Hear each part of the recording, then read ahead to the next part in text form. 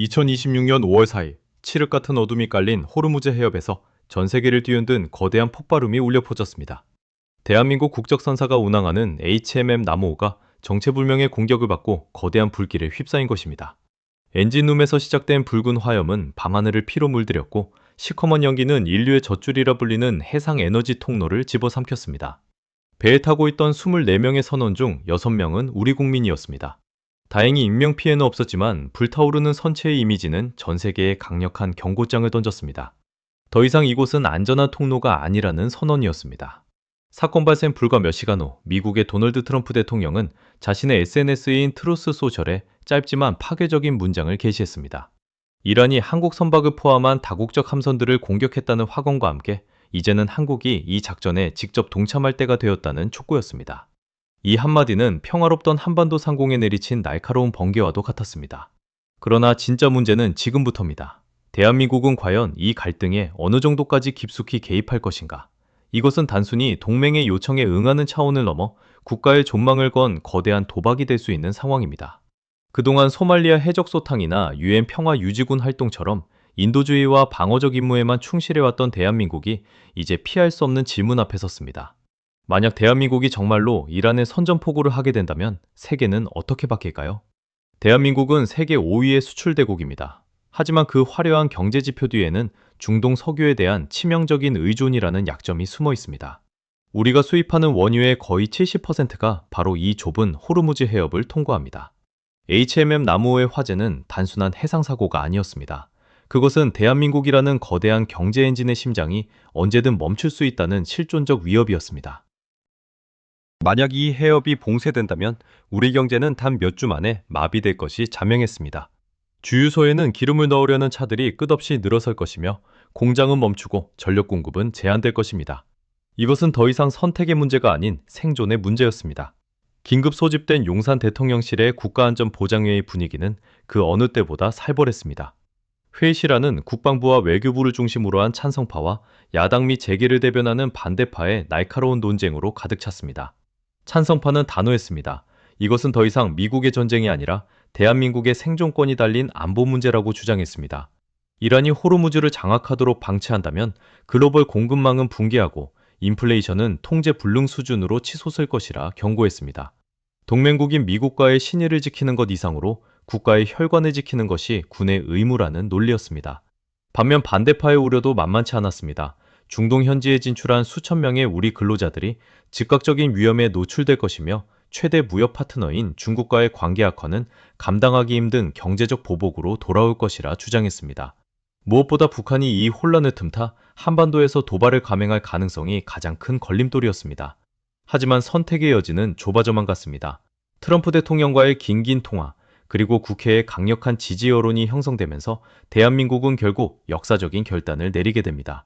대한민국은 공식적으로 미국 주도의 호르무즈 항행자유연합에 참여를 선언했습니다.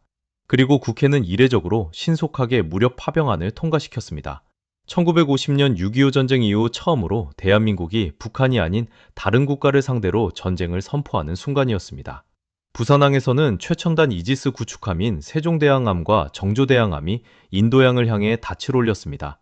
부두를 가득 메운 장병들의 환호성과 가족들의 눈물이 교차하는 가운데 태극기는 거친 바닷바람을 맞으며 힘차게 펄럭였습니다. 우리의 전략은 대규모 보병 투입이 아닌 첨단 기술을 결합한 대양해군, 즉 블루워터 네이비 전략이었습니다. 이지스함의 강력한 방어 능력과 도산한창호급 잠수함의 은밀한 타격 능력, 그리고 전설적인 청해부대의 정예 요원들이 그 선봉에 섰습니다. 하늘에서는 F-35 에이스테스 전투기와 공중조기 경보 통제기가 지원을 맡았고 북한과의 오랜 대치로 단련된 사이버 작전 사령부는 즉각 이란의 레이더망과 미사일 통제 시스템에 대한 공격을 개시했습니다. 국제사회의 반응은 극명하게 갈렸습니다. 미국은 대한민국의 결단을 열렬히 환영했습니다. 트럼프 대통령은 한국을 일부 유럽 국가들과는 차원이 다른 최고의 동맹이라 치켜세우며 위성정보와 병참 지원을 아끼지 않겠다고 약속했습니다. 반면 중국의 반응은 차가웠습니다. 베이징을 이번 조치를 나토의 아시아 확장판으로 규정하고 강력히 비판했습니다. 그들은 즉각 이란에 대한 무기 지원과 고문단 파견을 늘리는 한편 남중국해에서 대규모 훈련을 실시하며 대한민국을 압박하기 시작했습니다. 러시아 또한 우크라이나 전쟁 중임에도 불구하고 이란에 정보와 특수무기를 제공하며 간접적으로 개입했습니다. 이란 정권의 반응은 더욱 직설적이고 폭력적이었습니다. 이란 혁명수비대 사령관들은 한국이 잘못된 선택을 했으며 서울은 리야드보다 더 비싼 대가를 치르게 될 것이라고 엄포를 놓았습니다. 그들은 즉각 대리 세력들을 가동했습니다. 헤즈볼라는 이스라엘 국경에서 공격 수위를 높였고 후티 반군은 홍해에서 상선을 대상으로 한 무차별 공격을 재개했습니다. 그리고 이라크 내 친이란 무장단체들은 현지에 진출한 한국 기업 시설을 조준하기 시작했습니다. 전쟁 선포 초기 호르무즈 해협에서는 긴박한 교전이 연일 이어졌습니다. 한국 해군은 미군과 긴밀히 협력하며 이란이 발사한 수많은 드론과 순항 미사일을 격추해 나갔습니다. 특히 세종대왕함은 한국형 수직발사체계 KVLS를 이용해 수십 개의 목표물을 동시에 요격하며 그 위용을 과시했습니다. 실전에서 증명된 한국 군사력의 정교함은 전 세계를 놀라게 하기에 충분했습니다. 하지만 국내 상황은 복잡하게 흘러갔습니다. 조국이 세계적인 강국으로 발돋움했다는 민족적 자부심 이면에는 이 머나먼 이국 땅의 전쟁이 언제 끝날지 모른다는 막연한 공포가 자리 잡았습니다. 기름값은 요동치기 시작했고 전사자 소식이 들려올지도 모른다는 불안감이 사회 전반을 지배했습니다. 그럼에도 불구하고 대한민국은 멈출 수 없었습니다. 이미 주사위는 던져졌고 호르무즈의 파도는 점점 더 거세지고 있었습니다. 과연 대한민국은 이 불길 속에서 무사히 살아남아 진정한 강대국으로 거듭날 수 있을까요? 아니면 예상치 못한 거대한 함정에 빠지게 될까요? 그 답은 이제부터 시작될 본격적인 전쟁의 참화 속에서 드러날 것입니다. 선전포고 한 달 뒤, 호르무즈 해협의 긴장은 단순한 교전을 넘어 전면적인 전쟁의 참화 속으로 급격히 빨려 들어갔습니다. 이란은 호르무즈 해협의 완전 봉쇄를 선언하며 해안선을 따라 수천 발의 지대한 미사일과 기뢰를 배치했습니다. 전 세계 에너지의 동맥이 끊기는 순간이었습니다. 국제 유가는 하루아침에 배럴당 200달러를 돌파하며 사상 최고치를 경신했고 그 직격탄은 고스란히 대한민국 경제의 심장부로 향했습니다. 울산과 거제의 거대한 공단들은 가동 중단 위기에 처했습니다. 에너지 수입에 의존하는 삼성, 현대, SK와 같은 대기업들의 생산 라인이 멈춰서기 시작했습니다. 반도체 공장은 전력 공급 불안정으로 비상이 걸렸고 자동차 생산 라인은 물류 대란으로 인해 부품 수급이 중단되었습니다. 한국 경제를 지탱하던 수출 엔진이 차갑게 식어가는 소리가 전국에 울려 퍼졌습니다. 주식시장은 연일 폭락하며 국민들의 자산은 눈 녹듯 사라졌고 대형마트의 생필품 가격은 통제 불능 수준으로 치솟았습니다. 어제까지 풍요를 누리던 서울의 일상은 이제 전쟁이라는 차가운 현실 앞에 발가벗겨졌습니다. 하지만 위기는 바다 건너 중동에만 머물지 않았습니다. 한반도의 북쪽 평야는 이 기회를 놓치지 않았습니다. 북한은 대한민국 정예병력이 호르무즈로 파병된 틈을 타 DMZ 인근에서 대규모 무력 시위를 감행했습니다. 탄도미사일 시험 발사가 연일 이어졌고 서해 북방한계선 일대에서는 긴박한 해상 대치가 계속되었습니다. 우리 정부는 중동의 전장과 한반도의 안보라는 두 개의 거대한 파도 사이에서 전례 없는 전략적 딜레마에 빠졌습니다. 멀리 타국에서 벌어지는 전쟁이 결국 우리 안방의 안전까지 흔들고 있었던 것입니다. 이러한 절체절명의 순간, 대한민국의 사이버작전사령부는 보이지 않는 곳에서 반격을 시작했습니다. 북한의 사이버 공격을 수년간 막아내며 다져진 우리 군의 디지털 역량은 이란의 핵심 인프라를 정조준했습니다. 이란 혁명수비대의 통신망이 일시적으로 마비되고 미사일 발사 기지의 시스템이 원인 모를 오류를 일으키기 시작했습니다. 물리적인 폭탄보다 무서운 디지털 침공은 이란의 방어체계에 균열을 냈고 이는 연합군 함대가 해협으로 진입할 수 있는 결정적인 틈을 만들어냈습니다. 전쟁의 클라이맥스는 특수부대 청해진과 미 해군 SEAL팀의 합동작전으로 나타났습니다. 이란이 장악한 해협 내 주요 섬들을 탈환하기 위한 기습작전이었습니다. 칠흑 같은 어둠을 뚫고 한국의 정예 요원들은 첨단 잠수 장비를 이용해 해안에 상륙했습니다. 치열한 총격전 끝에 작전은 성공적으로 완료되었고 이란의 핵심 레이더 시설은 파괴되었습니다. 하지만 승리의 기쁨은 오래가지 않았습니다. 작전 과정에서 5명의 대한민국 젊은 청춘들이 조국의 부름을 완수하고 끝내 돌아오지 못했습니다. 그들의 유해가 담긴 관이 태극기에 덮여 인천항으로 돌아오는 날, 대한민국 전역은 깊은 슬픔에 잠겼습니다.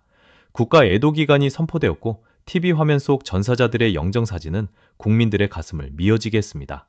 우리의 아들들을 왜 남의 나라 전쟁터로 보내야 했느냐는 절규가 거리 곳곳에서 터져나왔습니다. 광화문 광장에는 수만 명의 시민이 모여 군대 철수를 외치는 반전 시위를 벌였습니다. 우리는 미국의 용병이 아니다. 우리 아이들의 피를 석유와 맞바꿀 수 없다는 구호가 서울의 밤하늘을 가득 메웠습니다. 동시에 온라인에서는 이들의 희생을 기리고 국가의 결단을 지지하는 목소리도 팽팽하게 맞섰습니다. 에너지 안보 없이는 우리 모두의 미래도 없다. 강대국으로 가기 위한 피할 수 없는 진통이다라는 주장이 제기되며 사회는 걷잡을 수 없는 분열의 늪으로 빠져들었습니다. 이라는 이 틈을 타 한국의 금융 시스템과 전력망에 대한 대규모 보복 사이버 공격을 가했습니다. 은행 ATM기가 멈추고 일부 지역에서 블랙아웃이 발생하면서 국민적 불안감은 최고조에 달했습니다. 이 전쟁은 이제 단순한 영토 분쟁이 아니었습니다. 그것은 대한민국이라는 국가가 글로벌 무대에서 어떤 무게를 견뎌야 하는지를 묻는 가혹한 시험지였습니다. 국제 유가는 여전히 요동치고 있었고 기업들의 실적 악화는 장기 불황의 그림자를 드리웠습니다. 중국과 러시아는 한국을 더욱 강하게 압박하며 경제적 차단벽을 높였고 미국은 한국의 헌신을 찬양하면서도 더 큰 역할을 주문했습니다.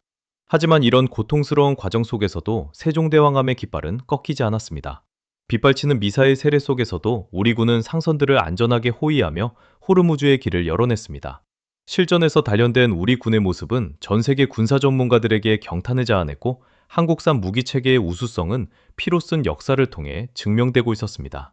그러나 진정으로 중요한 질문은 여전히 남아 있었습니다. 우리가 이 거대한 불길을 끄고 평화를 되찾았을 때 과연 대한민국은 어떤 모습으로 변해 있을 것인가? 그리고 이 전쟁의 끝에서 우리를 기다리고 있는 것은 영광일까요?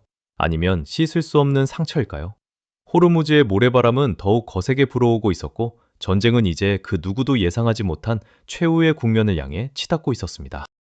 이란의 반격은 상상을 초월할 정도로 치밀해졌고 서울의 불빛은 언제 꺼질지 모르는 위태로운 명멸을 반복하고 있었습니다. 이제 운명의 시계는 마지막 장을 향해 가고 있습니다. 전쟁이 시작된 지 석 달이 지나면서 호르무즈의 거친 불길은 점차 교착 상태에 빠졌고 마침내 외교적 협상의 테이블이 마련되기 시작했습니다.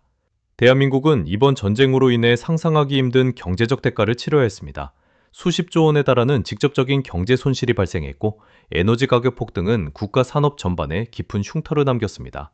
하지만 이 참혹한 위기 속에서 대한민국은 그 누구도 예상치 못한 거대한 전략적 이득을 얻기 시작했습니다. 그것은 바로 국제사회에서 대한민국의 위상이 근본적으로 재편된 것입니다. 과거의 한국은 그저 기술력이 좋은 경제 강국으로만 인식되었습니다. 하지만 이제 전 세계는 한국을 자신의 이익과 가치를 지키기 위해 지구 반대편까지 군대를 보낼 수 있는 실질적인 군사강국으로 재평가하기 시작했습니다. 특히 중동의 걸프 지역 국가들은 세종대왕함을 비롯한 한국 해군이 보여준 압도적인 실전 성과에 경악했습니다. 전쟁이 끝나기도 전에 수많은 나라가 한국과의 무기 구매 및 군사기술 협력을 요청해왔고 이는 K방산이 단순한 수출품을 넘어 세계 안보의 핵심 축으로 부상하는 계기가 되었습니다. 이번 전쟁은 우리 군에게도 본으로 살 수 없는 값진 경험을 선사했습니다. 최첨단 무기 체계의 실전 검증, 복합적인 사이버전 수행 능력, 그리고 1000km가 넘는 장거리 해상 작전 능력이 비약적으로 형성되었습니다. 특히 F-35 에이스텔스기와 KV-LS 체계가 보여준 정밀 타격 능력은 국제 무기 시장에서 한국산 제품의 가치를 하늘 높이 끌어올렸습니다. 전쟁 후 체결된 대규모 방산 수출 계약들은 전쟁으로 입은 경제적 손실을 메우는 것을 넘어 대한민국의 새로운 성장 동력이 되었습니다. 글로벌 차원에서도 변화의 물결이 일었습니다. 단기적인 경기 침체는 피할 수 없었지만 이번 사태는 전 세계가 호르무즈 해협이라는 단위 통로에 대한 의존도를 낮추고 에너지 공급망을 다변화하는 결정적인 계기가 되었습니다. 미국은 대한민국의 참전을 역사상 최고의 동맹 사례로 평가하며 한미동맹을 군사와 경제, 기술이 결합된 전례 없는 수준의 혈맹으로 격상시켰습니다. 반면 중국과의 관계는 최악의 국면을 맞이했습니다. 베이징은 한국의 행보를 강하게 비난하며 경제적 압박을 가했지만 한국은 이를 인내하며 미국과의 협력을 통해 독자적인 생존 경로를 확보했습니다. 무엇보다 큰 변화는 한반도 안보 지형에서 나타났습니다. 대한민국이 중동의 실전에서 보여준 강력한 무력과 단호한 결의를 목격한 북한은 한동안 도발을 자제하는 모습을 보였습니다. 한국의 군사적 결의가 결코 빈말이 아님을 확인한 평양은 섣부른 행동이 가져올 파멸을 직시하게 된 것입니다. 하지만 서울의 거리에서는 여전히 이 전쟁의 명분을 두고 시민들의 토론이 뜨겁게 이어졌습니다. 누군가는 국가의 위상이 높아졌다고 자부했지만 누군가는 젊은 병사들의 희생과 경제적 고통을 잊어서는 안 된다고 경고했습니다. 호르무즈의 불길은 결국 우리 사회에 깊은 성찰을 남겼습니다. 우리는 이 전쟁을 통해 증명했습니다. 비록 작은 땅덩이에서 시작한 나라지만 이제는 바다를 건너 국가의 이익을 당당히 지켜낼 수 있는 진정한 강국이 되었다는 사실을 말입니다. 하지만 그 영광의 대가는 언제나 무거웠습니다. 젊은 장병들의 피와 눈물, 그리고 유가족들의 깊은 슬픔은 우리가 평생 짊어지고 가야 할 역사의 무게로 남았습니다. 이제 우리는 가장 근본적인 질문 앞에 서 있습니다. 국제사회의 안보와 우리 국가의 생존을 지키기 위한 이 거대한 결단은 과연 옳았을까요? 만약 이 전장에 참여하는 것이 우리에게 막대한 인적, 경제적 위험을 가져온다는 것을 미리 알았더라도 여러분은 국가의 미래와 우리 후손들의 생존권을 위해 이 위험을 기꺼이 받아들이시겠습니까? 아니면 평화를 명분으로 침묵하며 다가올 더 큰 위협을 그저 방관하시겠습니까? 대한민국이 걸어가야 할 이 험난한 강대국의 길, 여러분은 이 위험을 감수할 준비가 되셨습니까? 여러분의 생각을 댓글로 들려주세요. 대한민국의 운명은 바로 여러분의 목소리에서 시작됩니다.